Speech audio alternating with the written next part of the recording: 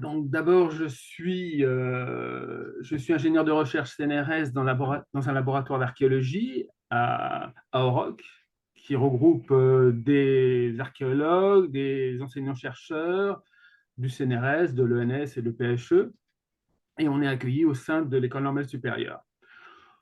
Aujourd'hui, donc, la présentation se fait sur eh bien, le développement d'une interface web open source avec 3DO. Bon, comme tout le monde le sait, la 3D est un élément disons, majeur aujourd'hui de l'archéologie de terrain. Je suis un archéologue de terrain, donc je sais quelle place elle a prise aujourd'hui. Et à travers la photogrammétrie, le laser scanner, le LIDAR, et aussi au niveau de la création des corpus. Et c'est là-dessus que ce petit programme peut vous intéresser. Bon, depuis une dizaine d'années, en vérité, Auroch a développé des compétences dans le domaine de la numérisation ou définition d'objets métalliques pour la protohistoire, du fait de programmes liés à l'étude de l'armement et de la numismatique. Donc, on s'est intéressé à la métrologie, on s'est intéressé aux problèmes de restitution, et on s'est intéressé au problème également de la relation 3D et intelligence artificielle dans la reconstitution de séries monétaires. Donc, grâce à cet environnement, ben, on a développé également, comme toutes les équipes archéo, eh bien, des corpus d'objets, alors ça va effectivement, du matériel métallique à la céramique, en passant par les tablettes cunéiformes, l'architecture, etc., etc. Mais donc ça fait partie du programme qui a été développé sur plusieurs milliers d'objets numérisés, de monnaies numérisées, et on a fait de l'intelligence artificielle là-dessus. Donc, on a quelques corpus. Le problème aujourd'hui, c'est bien comment on accède à l'information. Comment permettre l'accès via Internet à des modèles de très haute définition et qui sont souvent extrêmement lourds. Donc, la solution Sketchfab que beaucoup de gens utilisent et que nous utilisons également, eh bien, c'est bien. La taille maximale pour nous, c'est 200 000 polygones. Et donc, pour réduire nos modèles, on traite les normales, on utilise les couches de profondeur. Et donc, grâce à ça, eh bien, on obtient une extrême précision des objets 3D. Alors, ce portail numérique est très facile à utiliser, il permet les annotations, et bientôt, je pense que eh bien, le métaverse pourra utiliser l'ensemble des corpus qui existent dans Sketchfab. Mais à long terme, qu'en est-il du droit à la gestion des données? Comment permettre une imbrication entre corpus 3D et base de données? Parce qu'en fin de compte, notre objectif, c'est quand même de lier l'information à la 3D. Donc, dans l'espace archéologique aujourd'hui, on a donc deux choses. On a les viewers 3D non open source, tels que Sketchfab, qui sont quand même faciles à utiliser, où on peut mettre des annotations et que tout le monde peut utiliser, entre autres les archéologues. Et les données sont accessibles par Internet. Et d'un autre côté, on a on a Poterie, on a 3DO, on en a d'autres qui sont pas forcément faciles à utiliser, dans lesquels on peut mettre des annotations. L'accès à ces viewers aux archéologues reste quand même un peu compliqué. Donc, il faut bidouiller. Actuellement, il faut bidouiller. Enfin, en tout cas, jusqu'à présent, on bidouillait. Et les données sont par contre accessibles en local et par Internet. Donc, pourquoi se mettre à créer une interface voilà. Alors, les objectifs de cette interface, c'est rendre visibles les données 3D sous forme de catalogue sur le web, visualiser les objets, les corpus d'objets 3D en ligne, en standalone, c'est-à-dire sur votre machine, sans accès Internet, et en ligne, pour l'adapter au contexte d'intervention des acteurs. À Oroc, qui est un laboratoire d'archéologie, 80% de ces opérations se font à l'étranger, en Égypte, au Koweït, en Turquie, en Grèce, où l'Internet n'est pas forcément facile d'accès. Et en tout cas, eh bien, le réseau fibre optique est peu développé. Les contraintes, c'est utiliser le contexte de l'open source pour l'accessibilité des données sans limite, ça c'est quand même important. Des utilisateurs finaux qui sont des non-spécialistes en informatique. Et il faut savoir pouvoir s'adapter aux évolutions et faire évoluer l'interface sans limite. Et enfin, les moyens qui sont les nôtres, sont celui d'un laboratoire d'archéologie, ce sont des moyens relativement limités et donc forcément avec des objectifs limités. Donc, qu'est-ce qu'une interface simple d'utilisation pour un archéologue? C'est pas de codage, pouvoir personnaliser facilement l'interface et la corriger si nécessaire a posteriori, accepter les premiers formats, tous les formats, enfin, les principaux formats avec les textures, OBJ, PLY, etc. Enrichir l'objet 3D par le biais de rubriques pour faire de la notation, enfin pas pour faire de la notation, pour faire de l'ontologie, pour mettre des mots-clés et des zones sensibles, des hotspots. Enfin, il faut pouvoir exporter les résultats de l'encapsulation pour l'adapter à d'autres environnements web. Et enfin, il faut prévoir l'importation d'objets par lot. Donc, je vais vous faire un test grandeur nature. Ça sera plus simple. Hop. Je vais aller sur partager. Non, ce n'est pas ça. Excusez-moi. Évidemment, on va y arriver. Voilà. Alors, en fin de compte, actuellement, il y a deux versions qui fonctionnent. Il y a une version en standalone et vous avez une version par Internet. Là, vous voyez, vous avez le numéro du serveur avec le port qui s'affiche. Donc, on est sur la version serveur actuellement. Donc, si on veut cliquer sur, ça c'est l'interface relativement simple d'utilisation. Pour l'instant, on s'est surtout arrêté à éviter les bugs, enfin à corriger les bugs. Donc, vous pouvez importer un nouveau modèle, vous pouvez importer un groupe de modèles. Vous en avez plusieurs, vous avez des mots-clés. Si on clique,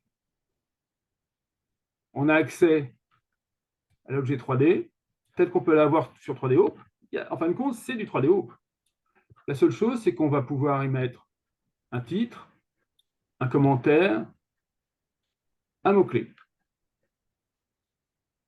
Ensuite, là, j'accède, voilà, je suis directement, je vais sur le web. Là, vous avez l'interface qui vous permet de maîtriser la visualisation, c'est-à-dire faire en sorte que l'objet soit plus profond, soit moins profond, etc. Mais je ne vais pas trop jouer avec ça parce que quelquefois, je ne maîtrise pas. Et ça vous permet, entre autres, lorsque votre modèle est vide, de l'autre côté, de faire en sorte que la personne qui visualise ne puisse pas faire un 360 degrés. Si on fait Next, là, tiens, hop, on passe à l'aspect outils que vous connaissez sur 3DO. Donc, vous pouvez mettre ce que vous voulez. Voilà. Vous mettez les outils que vous pouvez, sans problème. Et ensuite, vous allez mettre... ah bah, il est passé... il y a eu un bug, je crois. Voilà. Voilà. Ah, apparemment, sur le web, il y a des bugs. Je vais passer là. Alors ça, normalement, ça fonctionne.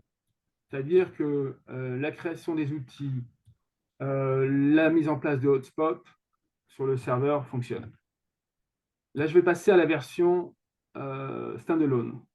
C'est une version qui fonctionne, qui a été développée sur Linux et qui fonctionne grâce à un petit logiciel Docker qui permet de le faire tourner sur PC.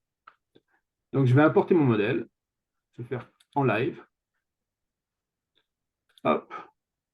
Je vais chercher stèle. Allez, hop.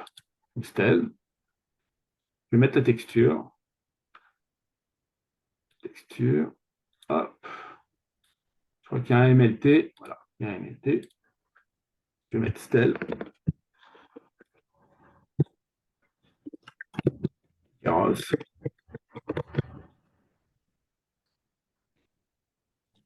Et ça appartient. Ça est le Hop. Alors, je ne vous cache pas que le logiciel interface n'utilise pas la carte graphique. Donc, il faut attendre sur Internet. Ça va prendre un peu plus de temps. C'est pour ça qu'on a développé une version où on fait une importation par lot importante, de l'eau, c'est-à-dire vous chargez tous les fichiers 3D. Et en règle générale, il faut une minute pour que ça charge. En fin de compte, c'est parce qu'il utilise uniquement, il n'utilise pas la carte graphique. Alors, hop. Le fichier est un peu lourd, c'est-à-dire il doit faire 170 mégas. Ce n'est pas une version basique. Et vous pouvez donc charger des OBJ sur votre machine. L'intérêt, c'est que eh bien, vous n'êtes pas connecté à Internet. C'est-à-dire que vous allez créer vous-même votre interface. Voilà. Donc, j'ai une stèle. Voilà. J'ai mis les... Là. Voilà. Je vais paramétrer l'orientation. Alors, l'orientation, par contre, il vaut mieux le prévoir sur MeshLab ou sur un autre logiciel. Par contre, le fait d'avoir une visualisation tout de suite à ce niveau-là, là, ou dans un autre cas de figure, voilà, par exemple là, eh bien, on va empêcher la personne de voir ce qui se passe derrière. Là, je vais mettre on va mettre ce qu'on veut, comme tout à l'heure, les screenshots, les fous, voilà. Hop, on est là. Et là, ce qui est intéressant, c'est qu'on va mettre les hotspots en direct. Je vais mettre non. Je mets voilà. Je vais placer mon hotspot ici. Je vais lui indiquer une taille. Et puis, voilà. Vous pouvez également mettre HTTPS / tac, n'importe quoi. Voilà. Je vais en placer un deuxième. Je vais mettre prénom.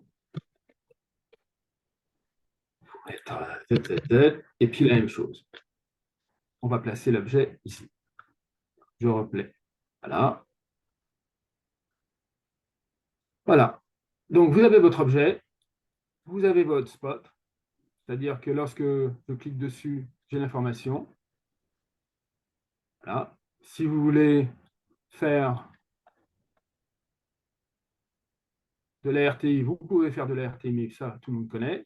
Vous pouvez couper, vous pouvez faire ce que vous voulez avec. Et à la fin, on valide. Voilà. Alors, l'orientation, il vaudra mieux prévoir sur Sketchfab. Mais ensuite, je reviens et vous l'avez là. C'est-à-dire que vous avez votre modèle 3D qui s'est inséré dans votre corpus. Là, vous avez la même chose pour le temple. Là.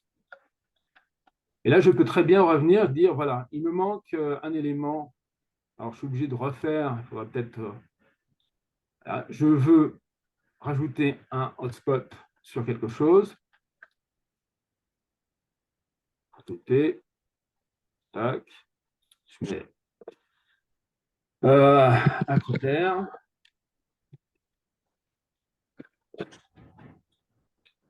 Deuxième. C. La C. Hop. Next. Et voilà. Alors, le petit point, on le voit mal, mais il est là. Après, à moi de modifier la dimension des... Et je vais au résultat.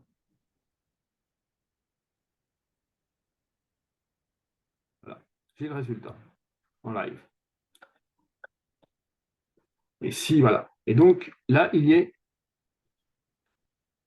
mon petit élément, normalement, doit être là. Peut-être qu'il y a une... Voilà. On n'est pas faute de... Voilà.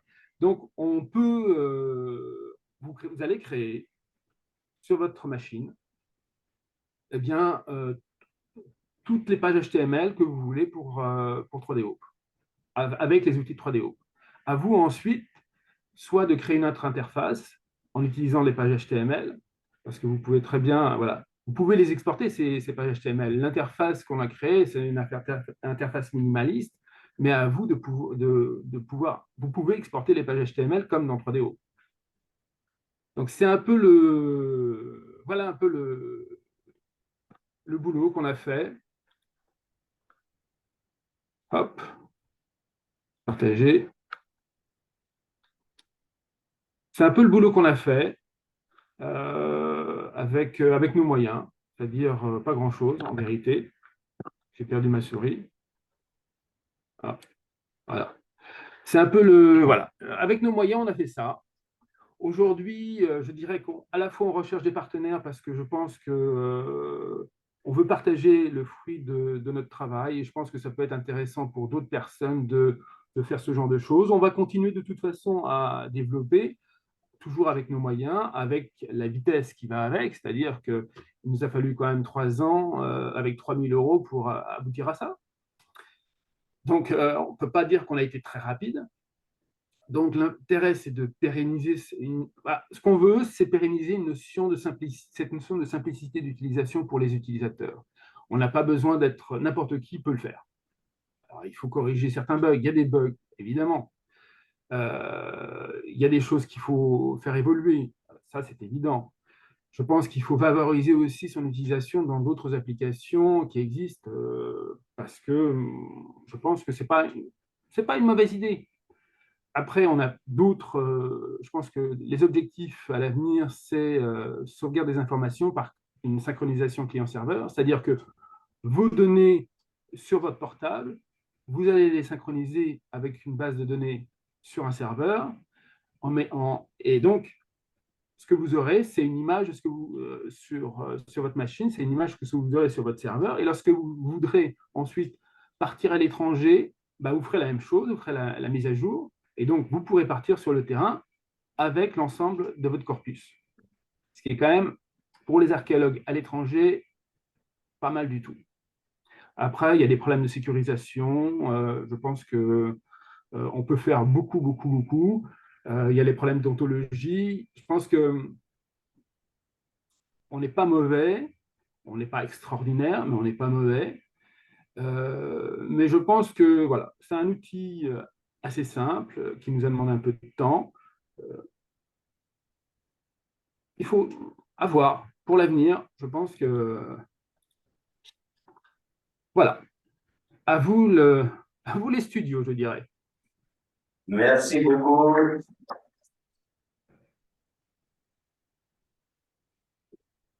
Très bien répondre, donc on va prendre une question. Voilà, encore une fois, ça permet de faire un tour au horizon de l'outil. Avant les questions, je trouve qu'il y a tout à fait la possibilité de faire beaucoup de travail que chaque certain moment, c'est autour de la visualisation, pour savoir les outils, quels sont, on peut faire l'état de l'art, il manque des développeurs de temps de aussi autour des outils qui vont aujourd'hui. Mais il y a vraiment, la vision des choses concrètes, on voit qu'il y a vraiment beaucoup de choses. Chacun, il y a OLS2L, dans le projet Recide. Et donc, il y a beaucoup de choses et se pose la question de savoir par exemple, pour le conservatoire, quels sont les besoins, qu'est-ce qu'on peut faire, comment on fait les mises en commun, les outils, voilà. L'autre point, c'est que voilà, les annotations, on voit là, on voit pas mal des annotations, des dans les diapos, et des choses à faire. Donc, je laisse la parole à la salle, qui a des questions. Questions. En gros, l'objet, il est open source. Pardon? Il est open source, c'est-à-dire que demain, vous me le réclamez, je peux vous le donner. Oui. On a bien entendu. On a bien entendu. Ça ne nous intéresse pas de le garder chez nous. Ça n'a aucun intérêt. Enfin, je veux dire, l'intérêt, c'est n'a pas eu, comment dire, c'est sympa, on l'a fait, on va l'utiliser. Je pense que c'est dans la démarche des laboratoires aujourd'hui de travailler sur l'open source, à voir ensuite comment les choses peuvent, voilà, comment les choses peuvent évoluer. Ok. Eh bien, merci beaucoup.